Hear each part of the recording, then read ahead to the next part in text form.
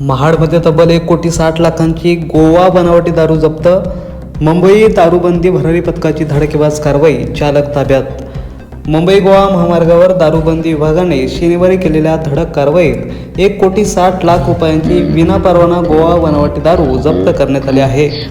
दासगाव हद्दीत ट्रक अडवून तपासणी दरम्यान उघडकीस आलेल्या या साठ्यामुळे परिसरात एकच खळबळ उडाली आहे. मागील काही महिन्यातील ही दारूबंदी विभागाची सर्वात मोठी कारवाई ठरली आहे. दारूबंदी भरारी पथक मुंबई यांना गोवा येथून मुंबईकडे विनापरवाना दारूची मोठी खेप ट्रकद्वारे नेण्यात येत असल्याची गुप्त माहिती मिळाली होती. त्यानुसार पथकाने महाड तालुका हद्दीत सापळा रचला. संबंधित चालक तसेच इतर संशयितांना पुढील प्रक्रियेत महाड न्यायालयात हजर करण्यात येणार असल्याचे गायकवाड यांनी सांगितले आहे. ब्युरो रिपोर्ट, स्वराज दर्शन, महाड, रायगड.